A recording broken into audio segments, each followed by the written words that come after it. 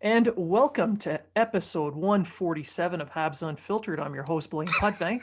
I'm joined now by my co-host, Treg Wilson, Hi. and our giggly co-host, Matt Smith. Good morning. So, did you get your nose out of the way on that one, Matt? I did. Okay. Hope you didn't hurt your neck. So, Matt's got a case of the giggles from stuff that we were talking about before we started recording. If you want to know more, just send him a DM at snakebite350 and ask him all about it. He will be glad you did. I will. Yeah. Uh, So, By the Game way, two's his coming dad's up. 69.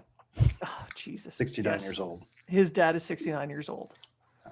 So that gives you an idea of the kind of stupidities that we talk about between each other off air. As Matt is currently crying. He's down for the count like he took a knee-on-knee hit. That never happened. That never happened. Good segue. Good segue. All right, so today's episode, we're getting ready for, as we record, it's Saturday morning, May 22nd. By the way, happy birthday, Mom. The Montreal Canadiens are going to be playing the Toronto Maple Leafs in Game 2 of the series that the Habs lead 1-0 in. So, getting ready for that, we're going to talk a little bit about special teams, some of the asinine crap that's happened between Game 1 and now, some of the plans, lines. We're going to go through it all. But before we do, we got some news from overseas. Andrei Markov has signed with HC Vitaz in Moscow to become an assistant coach for their KHL team. So congratulations to Andrei. I'm hoping that his time there is fruitful and he comes to Montreal right after as an assistant coach. That'd be awesome. Wouldn't it? I think it'd be fantastic for the organization. He's been a guy that's been looked up to for many years within this organization. He's a fan favorite. Everyone loves him. Everyone wanted to see him come back, and he's going to be 43 at the end of the year or something, right? So his playing days have kind of have slowed down a little bit. So I'm really happy that he's found that as opportunity as an assistant coach, and maybe you never know, maybe we'll see him as a head coach someday in the KHL, and then maybe come back to the NHL. Well, by the end of his 3-year contract, his kids will be I think they're going to be about 18 years old at the time, and that was the main reason why he went back to Russia, was to take care of his family, because his ex-wife had passed away, and his children wanted some, they needed some stability. So Absolutely. Markov and his wife moved out there. He played a couple of years. Everything seems to be going well for him family-wise, so that's great. And getting this job is even better because it keeps him close to home. Yep. But by the end of the contract, his kids should be about majority age, so he might be open to maybe trying to go back to Montreal, a city that he loves. So Much so. I'd love to see it. Yeah, absolutely. But in the meantime, I wish him nothing but the best. I hope he gets 3 Gagarin Cups in a row and comes to Montreal as ready to coach. All right, so that's enough outside of the playoff talk. We have to address this. I mean, Matt and I addressed it in our post-game episode yesterday. But Treg, you were unavailable as you were probably getting drunk, which is what you do. That's why you never wear pants. I wish I was getting drunk, but You're always drunk, never wearing pants. So we're going to have to talk about the hit a little bit. Somehow, in between when it actually happened and this morning, Ben Sherratt has become an evil villain and a dirty player, because a small segment, and I'm going to make this very clear, it's a small segment of the Toronto fan base, because the vast majority are being realistic and saying it was a clean hit with an unfortunate result. But a small segment need some kind of a villain to blame the incident on so they can focus their hate and rage. And Sherrod is it. Even Jeff Veillette has made assertions that it was a dirty hit, and then he went and deleted that thread when he figured, oh shit, I'm getting ratioed here. So, Treg, what was your take? Was it a knee on knee, as this group of idiots believe? Well, according to Sportsnet's replay, it was shoulder to shoulder. There's no knee. The knees don't even make contact. Sherrod's knee goes between Tavares' leg, and it's just because of the angle. The first contact made is shoulder to shoulder. No knee ever makes contact with another knee. It's just the way Tavares moved to get out of the way of the check forced him to fall the way he did. Now, to me, I don't even think it's really Leafs fans that are really buying into this, because it's places like the Fan 590 who have guests on like Chris Versteeg who go right out and say, sure, it was a dirty hit. It was a dangerous and dirty hit by Sherratt. And it should never have been done. If Sherratt didn't make that hit, Tavares doesn't fall the way he fell. Or you have other less worthy podcasts than ours, like the Hockey Dummies, who go out and try to say it's knee and knee, and then I personally think they're just trolling now, because even when you show the replays and show what it is, they're still claiming it's knee on knee, even though it's they're doing it for not. traffic. Yeah, they're doing it for traffic, but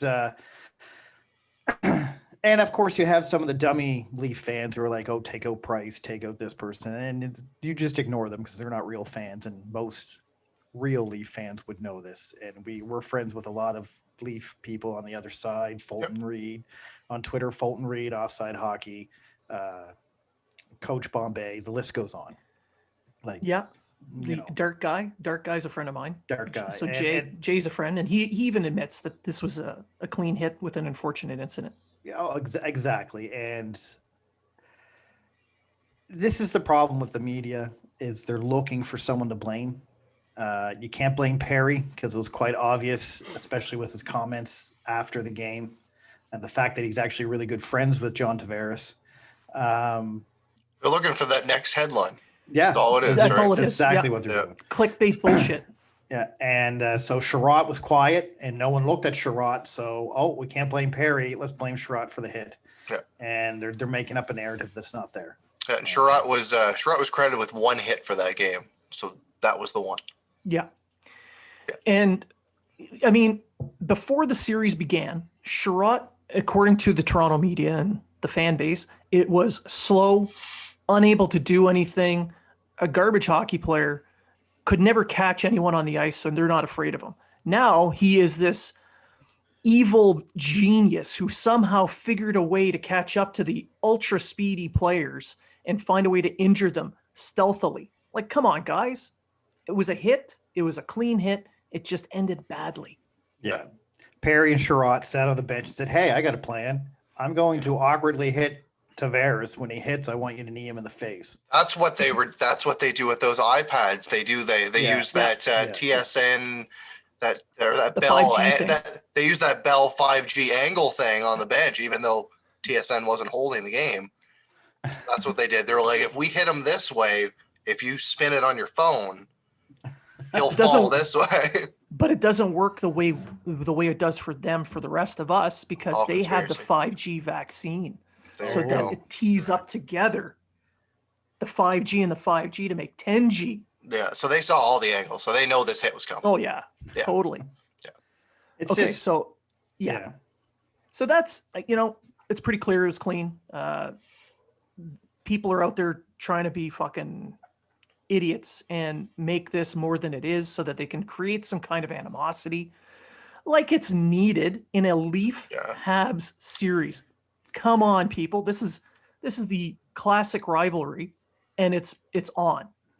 They said they're looking for someone to blame, and then they're trying to pump this up as something that if Treg and I talked about it a little bit before the show, that they're looking for something to blame if they don't win, and then they're looking for something to pump them up if they do win. saying, Yeah. you know, we lost because we lost our captain, or we won because we won because we played for our captain, right? So Yeah, it is just built-in excuses or built-in heroics. Yeah. So, like you said, we lost because we didn't have our captain, or we won despite our captain. We're the greatest. So that's all this is at this point. That's what they're looking for. They're getting everything set up. You can see it coming from a mile away because this is what they do every year. All right, moving on from that trash to the actual series, which is turning out to be, it's looking like it's going to end up being a classic. Now, before the series began, I had the Leafs taking it in 7. So far, I haven't seen anything that will change my mind that the Canadians can eke out that last win versus losing at the end. However, Tavares is out. It's a sad, unfortunate thing. I wish him full recovery and a quick recovery, and I'm hoping he comes back sooner rather than later. However, the odds are that he is out for this series. Yeah. So that changes the lay of the land. And we did this breakdown before the series began, where we broke down lines and who they'd match up with. Now, the Suzuki line we had matching up with Tavares' line. With Tavares out, the Suzuki line is set up to become a difference maker. So, do you guys see any adjustments coming? I'm going to start with you, Matt. Do you think there's going to be adjustments on that line? I keep it the same. The Leafs have already changed that lineup, and they've moved Foligno to the middle, with Nylander and Galchenyuk coming in. Yeah. If you have Foligno at the center, well, your centers aren't usually the ones that are coming in on the forecheck. So that'll bring one weapon, one of their most physical players out of the mix for that line. So for me, the Suzuki line didn't really turn too many heads in the first game. No. So I'm thinking maybe that this could play into as an advantage, and I think it'd be a good matchup for them. Treg? I agree with Matt there. I think this is a opportunity for that Suzuki line to get going because although Galchenyuk's not a bad forechecker, I'm not going. No, he's not. But he isn't a playoff Foligno, that's for sure. And he's not physical. I think Galchenyuk will try to prove something against Montreal in this playoffs while he's out there, and he may try to do too much, which could go to Montreal's advantage. Yeah. The only different change, I think Kotkaniemi is going to be in for Evans, although it hasn't been said yet who's going to be in or out of the lineup. Or if he's going to even miss the game. Or if Evans is even going to miss. He's listed as day-to-day. I'm thinking he will. I'm thinking Kotkaniemi will come in. But other than that, I don't see any changes. I don't see Montreal changing up their lineups. I don't see, I think the KK, whether it's Evans or KK, that'll stay as the fourth line.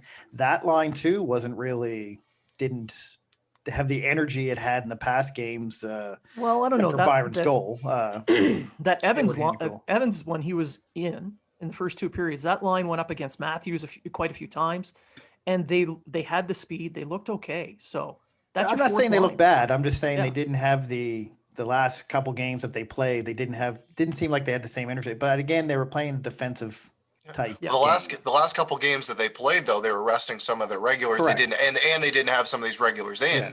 So they were utilized more as a top 6 line instead of a bottom 6 line.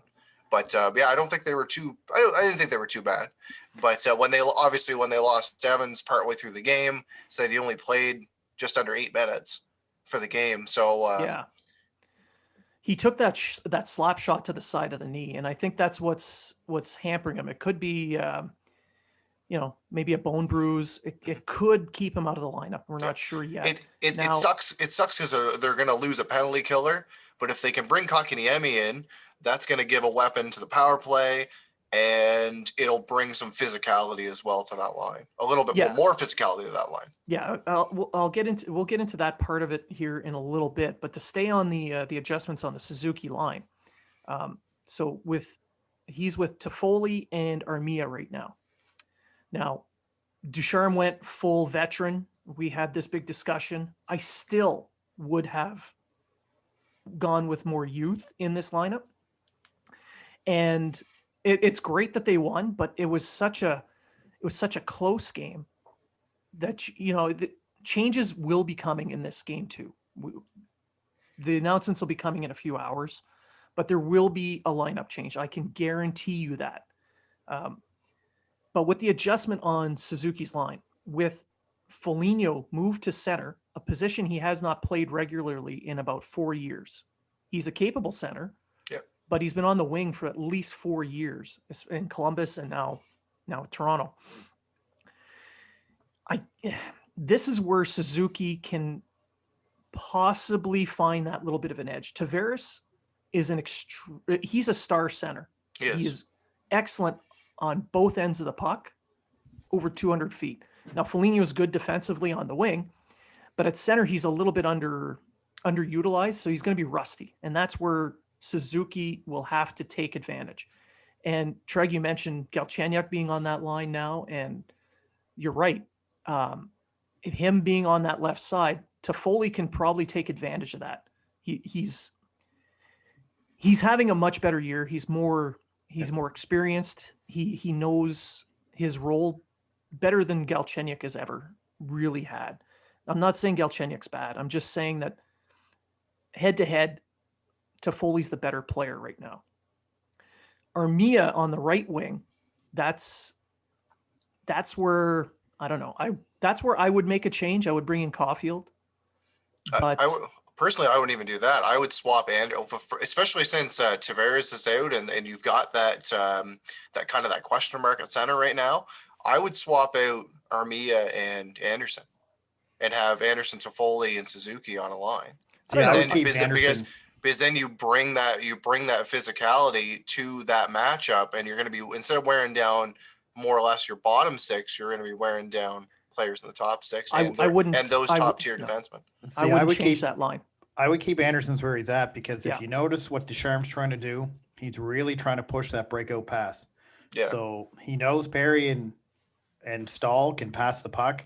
Anderson has the size and the speed, and that's how they got the first goal of the game. Yeah, and they've been double shifting him quite a bit as well. Yeah. So yes.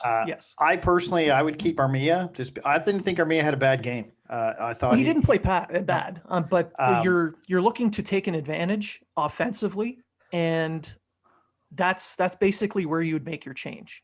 I would save Caulfield for the final line change in Montreal. I would save him for the Montreal game. Maybe. Now, although I do think Caulfield should be in the lineup. Just because I think him and Kotkaniemi would make that power play so much better. Sure. Well, I just don't know where. I don't know who you take out. Yeah. Okay. Well, with Toronto, I'm going to skip over to Toronto a little bit here. Galchenyuk's in that top six role. They're bringing in Engvall to replace Nash. Nash played, I thought, a pretty decent game, but they're expecting. But they want more offense. They're trying to find more offense by committee. Sound familiar? Yeah. So they moved Nash out, a guy who is amazing on the faceoffs, and he won a ton of them in the second period when the Leafs took over the possession numbers. So he's out, and Engvall is in, and Engvall has moved to that third line role. So they're trying to find a little bit more spark offensively to kind of make up for that loss in Tavares. Their fourth line isn't touched, and that's fine. I don't see that being an issue for the Canadiens, as I think the Canadiens win that matchup. So what all this is, I'm going to ask, is Toronto now a one-line team with Tavares out? Do they have, with those guys, do they still have the depth to compete?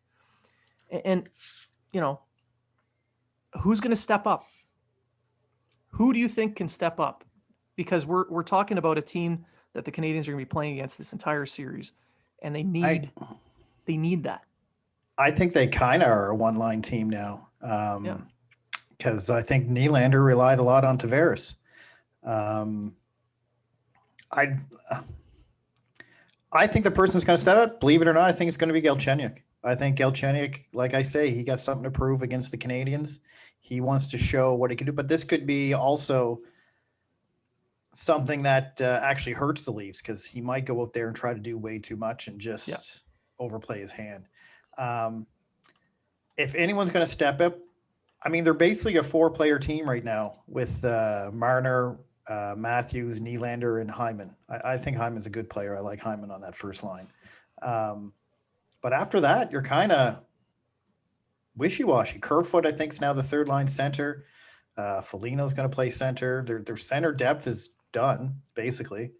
I mean, I say this now, and who knows? Those guys could come out tonight and have all those guys we talk about could have a great game. But I don't see them. I don't see their depth better than Montreal's. So I think it's tough to say. This series has really changed with Tavares being out. It really changes the lay of the land. Like I'm still waiting to see what the Canadians bring in the second game tonight before I decide I'm going to change my mind on the outcome of this series. I'm still sticking to my original prediction.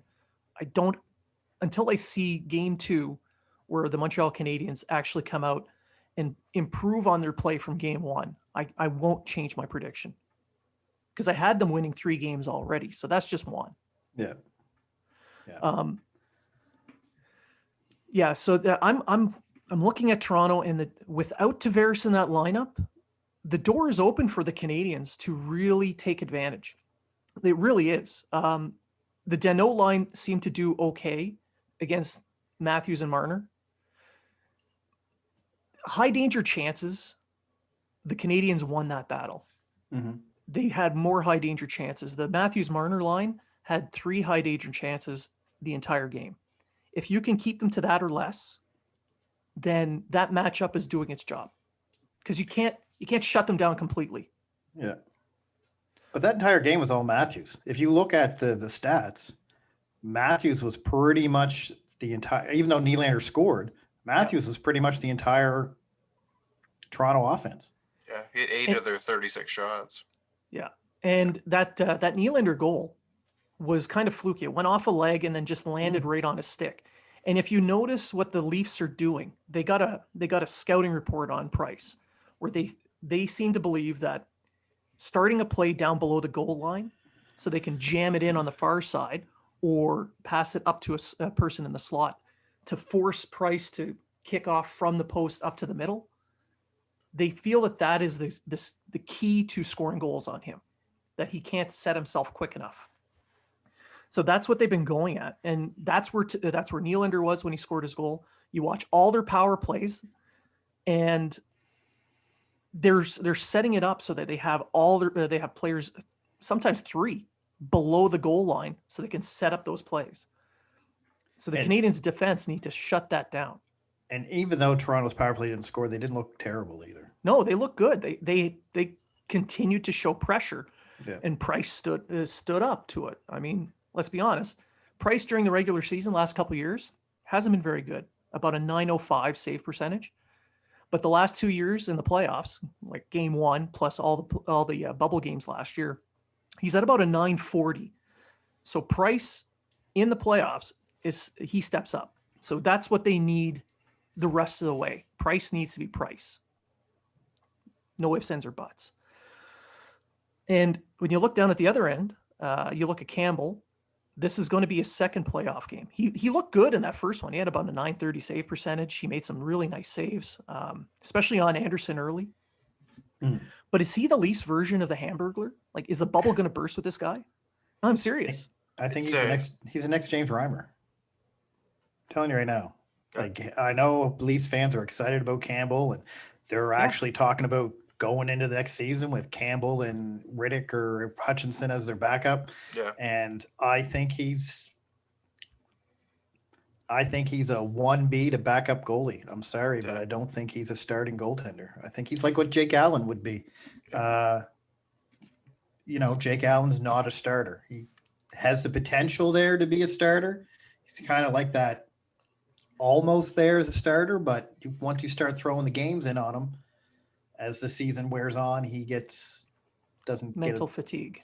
Mental fatigue, and I think that's what they're going to have with Campbell. That's why I don't think Campbell could ever push quick out of the crease in LA, because he just doesn't have that starter mentality. That's my opinion. I could be totally wrong. They could go in next year and Campbell could win 60 games. I don't know. Hard to say what's going to come from that. I just don't want to see another He seems like a genuine guy. You know what I mean? Yep.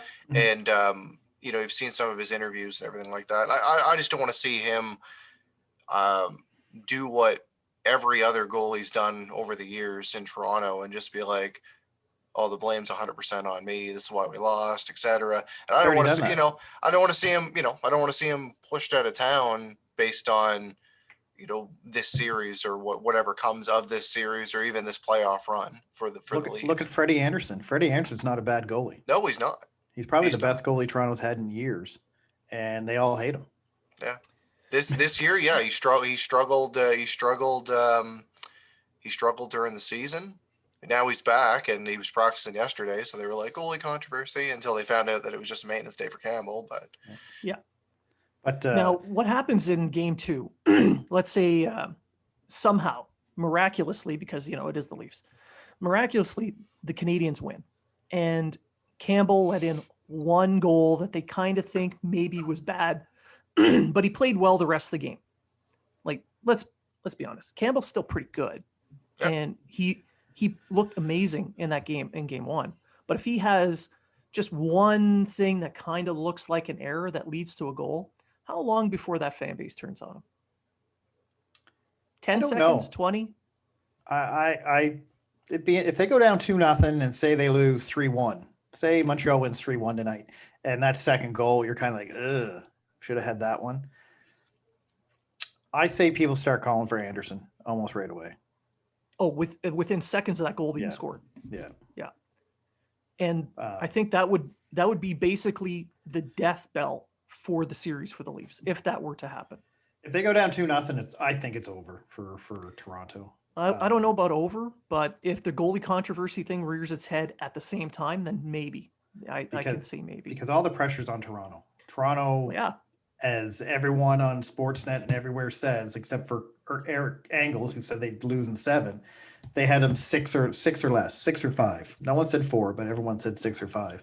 And for Montreal to go up 2-0, going back to Montreal with back-to-back games, you can almost think, well, back-to-back games, each team should win one, depending on who, And if that's the case, in game 3, going back home, Montreal should throw, if they're up 2-0, throw everything they got at them in that first game. You go up 3-0 and then say, all right, we'll throw Allen in for the second game, rest Price. If we lose, we're still up 3-1. We just got to win one more game down the road. Yeah, I think going up 2-0 in the series, taking 2 games in Toronto, which is something that nobody expected, like nobody, except for the hardest core of hardcore Habs fans. I still doubt it might happen, but I'm hoping it will. But based on last night's game, I think it can possible. happen. It's I think possible. I said Habs in 5. So, like I said, the hardest core of the hardcore. Yeah. I'm hoping to see it. I'm not expecting it, but I'm hoping to see it. Yeah, for me, everything rests on that skill gap that exists on the second line now. Yeah. The Danault line matches up with the Matthews line, and we're going to see that the rest of the series. We know what to expect there. Danault is one of the top defensive centers in the NHL.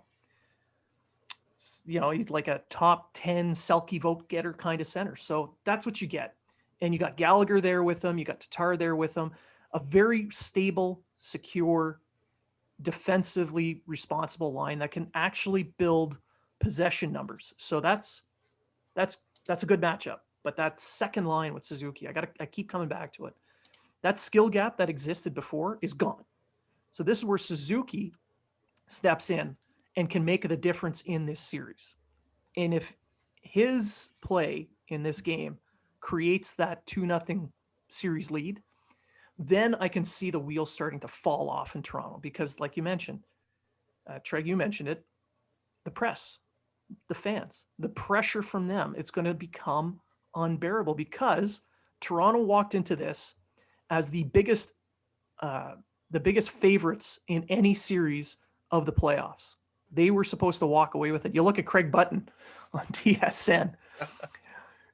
Montreal can't even win, blah, blah, blah. And I know he's playing up a character a little bit, And they tried to get him to walk back his comments that the Canadians won. He said, I don't remember any of that. I'm like a goalie. I forget that stuff. Yeah. And it's funny. It's fun to watch. I get it. But at the same time, the Canadians were given no chances to win this series from anyone. Same thing happened last year.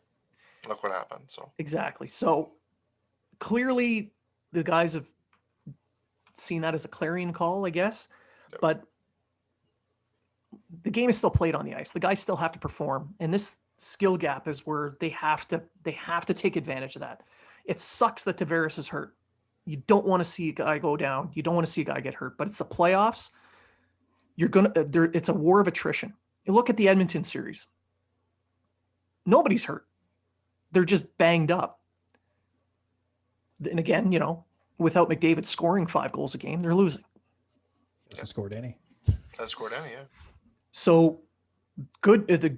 Whoever wins this series between Montreal and Toronto, it looks like they're going to end up with Winnipeg, which is not, that's not a woo, yay, Winnipeg. I'll say one thing Tough about the series. Winnipeg Edmonton series, though. So far, it's been the series that I think has felt less like a playoff series.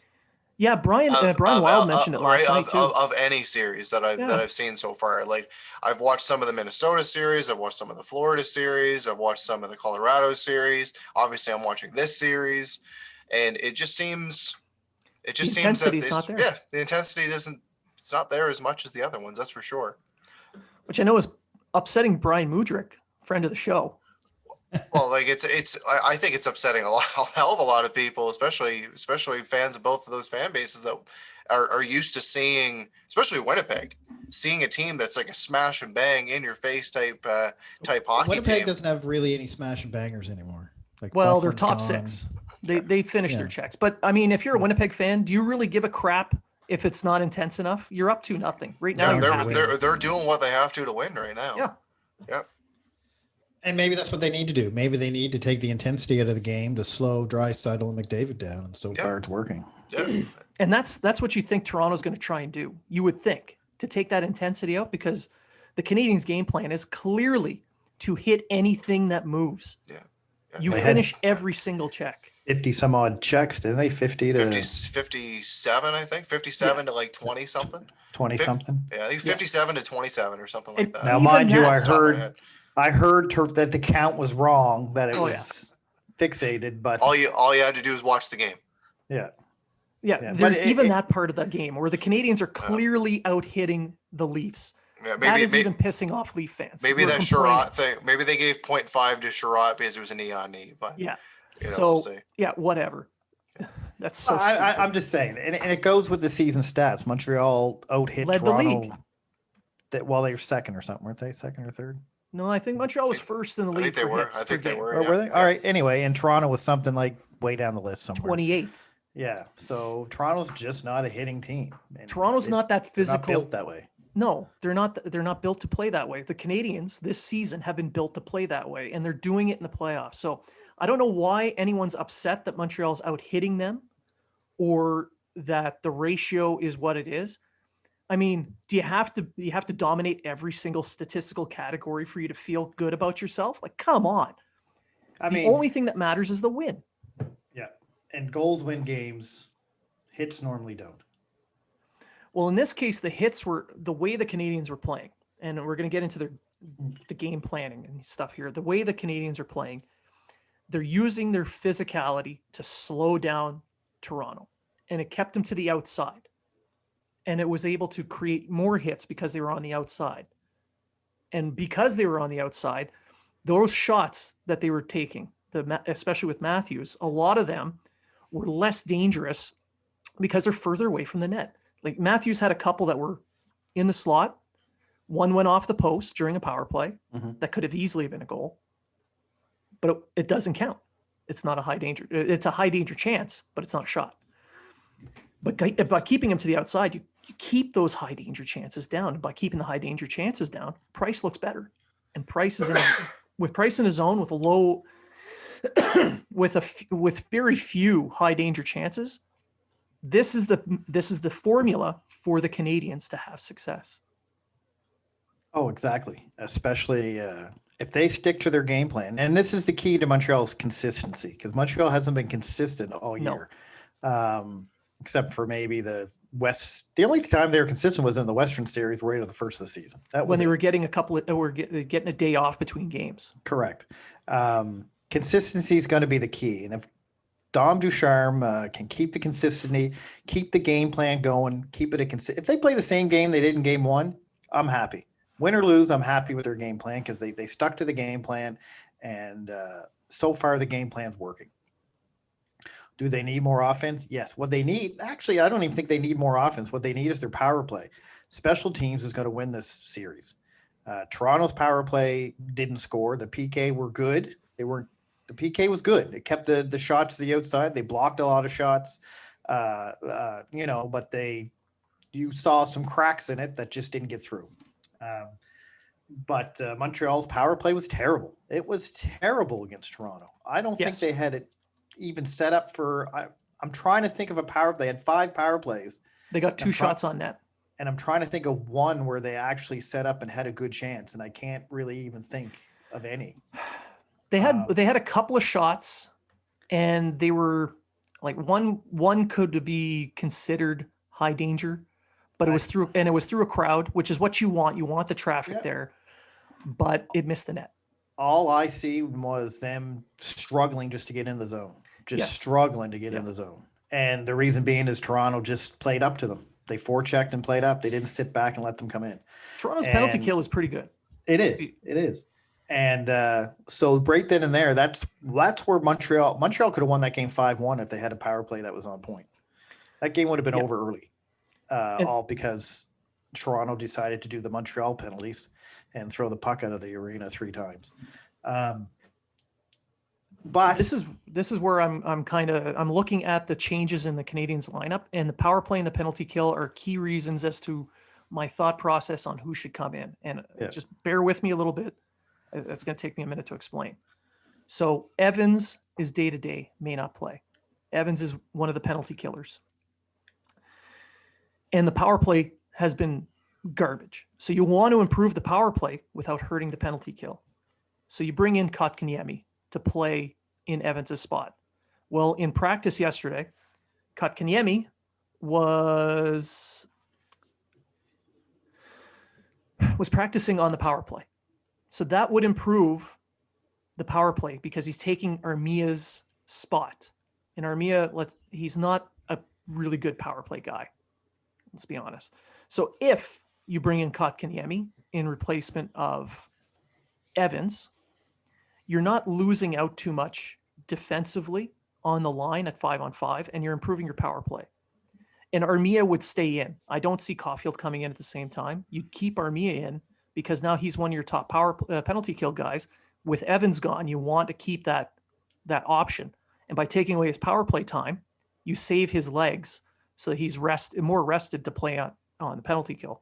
So you improve the two by just making one change. And that's kind of what I'm thinking. That's why I'm thinking if Kotkaniemi comes in, we do not see Caulfield. The only thing with that, I completely agree with the power play side of it, 100%. The only thing that I think would happen is they would have to lean on Suzuki or Deneau more at the center position because you're losing that center option for your penalty kill. And if they if the refs start shooting their arm up a lot, then it's going to start wearing down those top 2 lines, those top 2 centers, right? I think Kotkaniemi doesn't kill penalties, and you don't want to see Stahl out there killing penalties. I think they're going to go with Byron Armia. Armia can play center to kill a penalty, and he's pretty good at it. So I don't think you need to worry too much about Suzuki playing anymore. Deneau may get a little bit more penalty kill time, may stay out a little longer, but you can put. But then if they've done it through the regular season. Byron Armia put on. Jason Paul's a big fan of Byron Armia on the same line for the penalty kill. That's their top PK unit, I think. Yeah, statistically it is. So I'm not worried about their PK. No, they still got Lehkonen. They still got Suzuki can do it. They've got a bunch of options. Yeah. And I like the way Dom Ducharme's deploying the defense on penalty kill as well. By even though Weber's matched with Merle in 5-on-5, he's matched with Sherratt or Edmondson on the penalty kill, which I kind of Yeah, I like that. a little bit more mobility there with Edmondson. Correct. Yeah. But the power play, is Kotkaniemi going to be that difference maker on the power play? He's going to be better than Armia. He's an upgrade to Armia. I still think they need a guy like Caulfield on that power play to really 100%. But And like I said, there's a balance that has to be found, and that's basically the best you can do without hurting your penalty kill. And this is why I don't think you see Caulfield coming into game 2. I think Kotkaniemi's I want him in. Oh, I want him in. Yeah. But you're absolutely. Who do you take out? You're not taking out Byron. Lehkonen maybe. Lehkonen would be the option to take out. That may not hurt your PK as much. But the style of the game they're playing right now, Caulfield's not the answer 5-on-5. He'd only be there for the power play. He's not a detriment either way. He's not, but he's not. I don't know. I'm basing this on Ducharme's methodology so far. His methodology, you're not going to see Kotkaniemi and Caulfield come in at the same time. You're just not going to see it. He's not going to sacrifice his PK just to improve his power play. Exactly. Matt? I don't think Caulfield's going to come in either. Yeah. Not for a while. What about Romanov? I didn't see anything to take Merrill out. Yeah, so exactly. Me neither. Because you didn't hear his name. And with Merrill, if you don't hear his name, that's good. Yep. So if we find him noticeable tonight, it's more than likely going to be for a negative reason because he's a defensive guy. Yeah, or Kulak. Yeah, one of the two. One of the two could be someone that we'd have to watch. No defenseman Sean in that game. No defenseman from Weber, Petrie down. No one really. But no one screwed up either. But no one screwed up. Like everyone played that perfect defensive game where you don't even hear their name. Yeah. Which is what you want in a series like this. You need that. Yep. And that's why if one of them trips, like a Kulak or a Merrill, like Matt said, Romanov that's when you see Romanov. Now, I'm gonna ask this to Matt first. Sure. Because we got a question in from a colleague at the Hockey Writers who loves the show, especially Matt. Thinks you're the best. The rest of us, not so much. So this is from Rob Stagenborg, who does the Blues podcast for Hockey Writers, and he covers the Blues. He says, great game by Habs and the goal of the year by Byron. But is this type of gameplay sustainable against a team as strong as the Leafs? How does a 1-0 lead change things up for the Canadians? I'll hang up and listen. First time caller, long time listener. Hashtag XOXO Matt. Yeah, I believe it's 100% sustainable because you're playing a team that can't take it. So I would say 100%. Montreal is they've got a clear game plan, and it's to hit anything that moves and play pucks along the boards where you can really punish the opponent. We've seen some breakout passes. We've seen some scoring chances on the rush, and that's how the Canadians need to play. They need to play with speed. They need to play with physicality, and if they continue to do that, I believe they're going to wear down their opponent and come up with an upset in this series. Okay, Treg. I think they can sustain it. I don't think Toronto at times is going to break through. They just have too much talent. Matthews is too good of a hockey player to think he's not going to score in this entire series.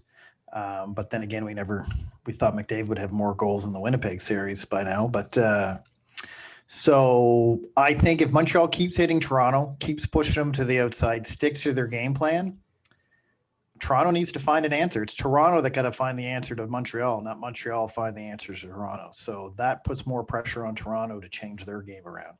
And once you start changing the game around game by game by game, you can't get a flow going. Tonight will be a very important hockey game on both sides. Tonight, Montreal has a chance to go up 2-0. And if they do, all the pressure is on Toronto. Every single little bit of it.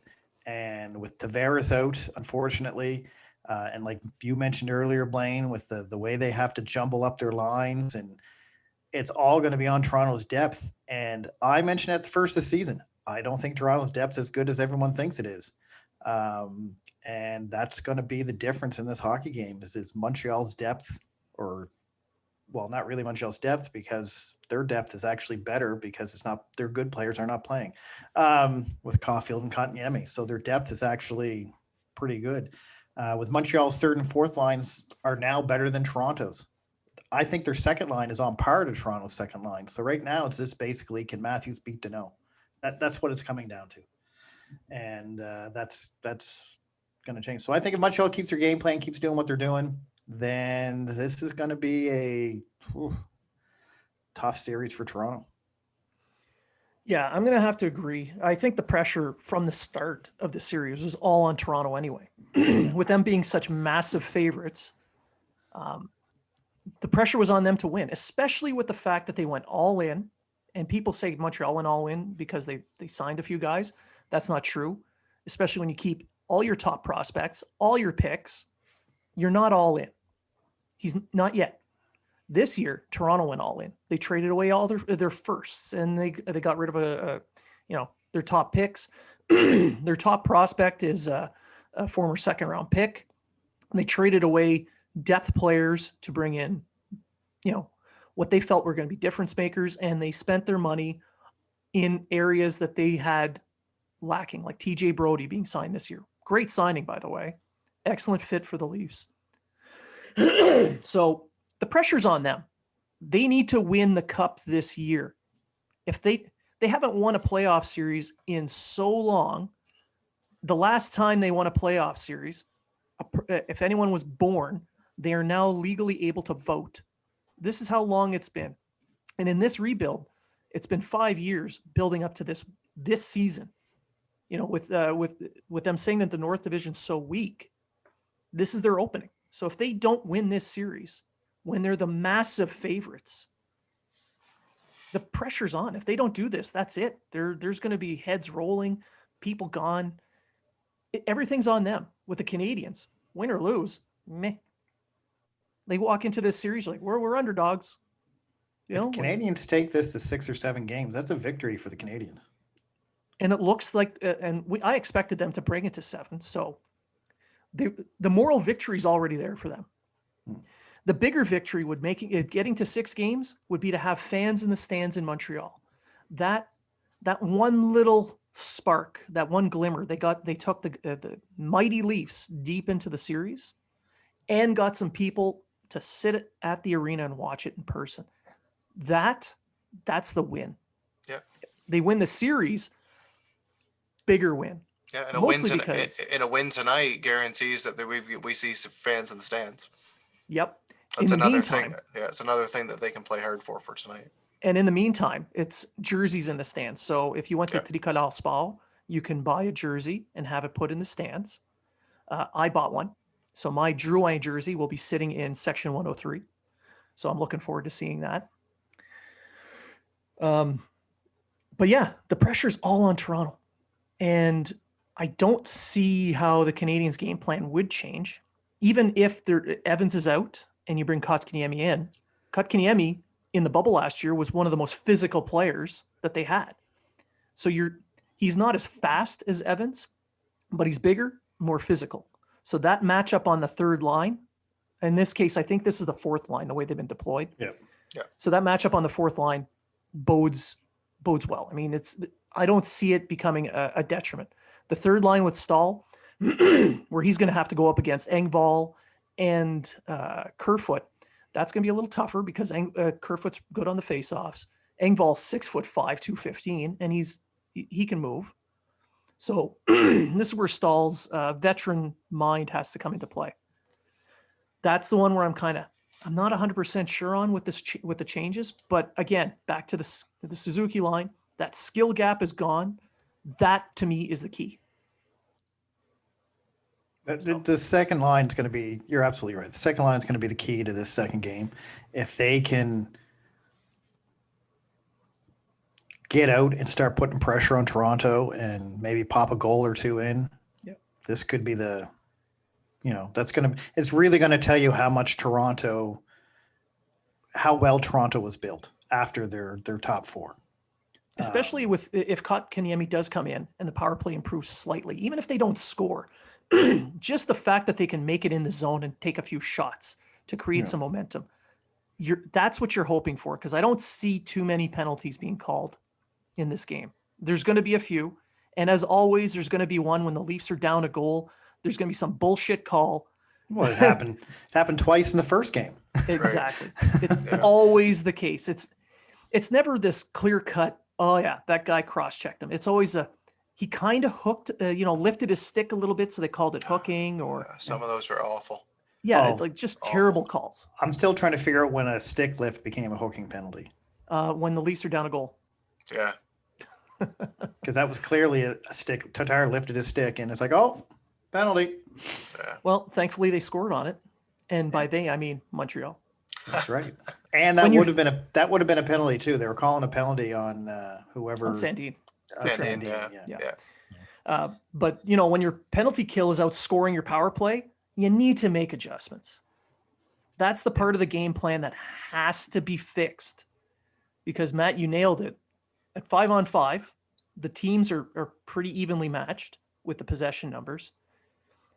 Toronto's power play, thankfully, has been suffering, because if it wasn't for that, they would have won that game, because the Canadiens' power play is shit. But there's too much skill on Toronto for that suffering power play to suffer to continue. Yeah, it's been 30 games now. Yeah. We're at 5% in the last 17 games. That's not going to continue. So you need to find good. But Montreal can't give them that opportunity to work on it either, right? No. So there's one thing. There's one thing when you're doing it in a practice, but when you get that many opportunities in a game, when you're sitting there on the bench, the first one doesn't work, second one doesn't work, whatever. You're fine tuning. You're making adjustments during the game, and you don't want them to have that opportunity to have that practice to finally break through. Yeah. Go ahead, Trey. I'm just saying, like, Toronto eventually is going to find the back of the net on the power play. There's just too much talent. Montreal doesn't have the talent Toronto have, but they just have the grit. They have a playoff team. And it's going to come down, if Montreal can pop a 1 or 2 on the power play, it's going to be the difference in the game. Definitely. Yeah, hard work. You got to every single line, every single defenseman. They have to outwork their opposition. The Canadiens are built where it's hard work that's going to get them through. Because, like you said, Toronto has the skill. They have more than Montreal. There is no question about that. However, Montreal has the personnel that can outwork them, and that's going to be the key. We saw it in Game 1, and I keep harping on the second line skill gap being closed and Suzuki having to step up. But what I would like to see is the top line, Gallagher, Deneau, Tatar, find some offense, because if you can stay even on the offense with their top line, which is going to score, you cannot keep them off the score sheet. They are going to score. Marner and Matthews are too good to stop completely. So you're going to want to even up on the offense. So if Marner and Matthews get a goal, you want Deneau and Gallagher getting a goal. That way they're even. Yeah, you didn't shut them down, but you've negated that advantage, and then it falls on everybody else to play at that level and outwork the Leafs. And that's where, again, the mismatches in the depth, because I think the Canadiens have the better depth. That's where they have to win. So everything rests on that top 6, shutting down their top line and then finding extra offense. And I think their game plan will continue. There's no reason to change. It looks good. It looks like a game plan that could win. At the moment, like I said at the start of the show, I don't see my mind changing. I still see Toronto taking it in 7. But I might change my mind after Game 2 if the Canadiens actually show me a little bit more. I might as well. Well, you might say Montreal in 4 instead of 5. I still say Toronto in 6. I think Toronto's going to come out hard. I think they are going to play for Jonathan Tavares. I think they are going to go out and try to win for him. They're going to use this horrible incident as a motivator, and I don't blame them. Yeah, they're going to. I just think it's going to be interesting to see how Galchenyuk and Engvall play in this game, and how the game after the first line, how Toronto's game changes, and how Montreal matches up. That's where it is. Yeah, if they can hold out if the Canadiens can hold on through the storm in the first 10 minutes of the first period, because Toronto's going to try and come out flying. Yeah, But they're going to want the first goal. Yeah, they're going to want that first goal to get pumped up, get into it. Yeah. But if the Canadiens can withstand that storm, if they can stick to their game plan, keep finishing their checks, and kind of hold on a little bit, they'll be able to turn it around and push back. Because if the Leafs don't score quick, they're going to start getting down on themselves. You saw the doubt forming in their minds in the last game. Even when they dominated possession in the second period. I think it was 70% to their favor, and they got the one goal thanks to a lucky bounce, but that Price is in their head. So if Price keeps playing the way he's playing, Anderson keeps taking it to them, because, one goal Anderson, if he does it again, we'll just keep calling him one goal Anderson, because he just keeps getting a goal a game. Yeah, the back checking by Montreal was incredible too. Yes. That's something we haven't talked about, and I don't know if you guys talked about it on the show you did after the game. But the back checking by Montreal was amazing. There was 2 or 3 plays that they stole from the Leafs by a good back check and a good stick lift or stick grab, and and Toronto, a lot of times they came in on a couple 2-on-1s where they had no idea what to do. It's almost like they were, do I pass? Do I shoot? Do I pass? Oh, it's too late. And it's good on Montreal. So I'm excited about tonight's game, and tonight's game is going to be a game changer for the series, I think. Yeah, unless Toronto finds a way to realize, like, the players themselves, you can see that they were playing it the same way they would in the regular season. Unless they find that next gear, realizing it's the playoffs, the Canadiens are going to be able to stick to their game plan. Well, Toronto hasn't figured out any other team's game plans in the playoffs, so hopefully they don't figure out Montreal's either. Just saying. And Matthew's due for his he's due for his 1 5-point playoff game, so you got to brace yourself for that too. Well, hopefully it's in game 5 when they're whatever. I don't care what game, down. But he already has 1 or 2 games where he scores multiple points, and everyone thinks he's this point per game guy when really he only did it in 1 or 2 games. But sure, keep telling yourself. Statistically, you're not wrong. Statistically. Yeah. So any last thoughts there, Matt? Just a quick shout out to Bob Hartley and Team Latvia for upsetting Team Canada at the World Championships yesterday. No, I am not. No, can't do it. Damn you, Bob. I already did it. Damn you.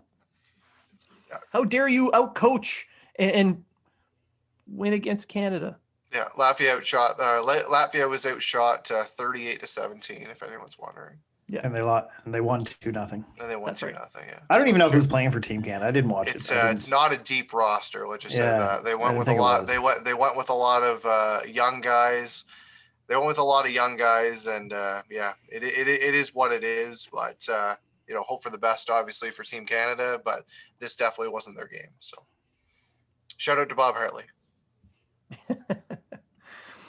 All right, Treg. Yeah, I got nothing. Okay. Shout out to Hockey Dummies for living up to your name. You're dumb at hockey. Way to go. Yeah, the final response to show me where it's a knee on knee, he would shake the hit if the knee wasn't extended. So he's admitting there's no knee on knee, despite saying there was knee on knee. So, dummies. Anyway, enough with them. Let's stick to good podcasts, like Have a Listen. If you're going to go to a Dean Blundell podcast, go to Have a Listen. They're way better than those other guys. At least they're Right. realistic. For the most part. I mean, Vinny's takes are awesome. I love those. All right. So I want to thank everyone for listening. Thanks for sticking with us. We know there's a ton of podcasts out there. You listen to a bunch. And if we're one of them, obviously, because you've been listening, thank you. We appreciate that. We appreciate all the traffic. And because you are our listeners and because you support us, we have something for you. If you use the code unfiltered20, you can save 10% when you go to builtbar.com on your next purchase. Or for this weekend only, use unfiltered20 at East Coast Lifestyle and save 30%. That's this weekend only. As of Monday morning, it's down to 20%. So take advantage of those codes. Save a little bit buying. And I've already polished off 3 boxes of Built Bar. Amazing, amazing product. And East Coast Lifestyle, I mean, how can you go wrong? Great clothing. And of course, our long-standing partners at No Name Hockey. If you need hockey equipment, sticks, gloves, custom-made stuff, t-shirts, hats, they're the people to go to see. So Jason Goulet, our friend over at No Name Hockey, has hooked us up with a bunch of stuff in the past. He has sent me some hockey sticks that even I can score with. So if I can score, you can definitely score with his No Name sticks. So check them out as well. And again, thanks for listening. And remember, if you were talking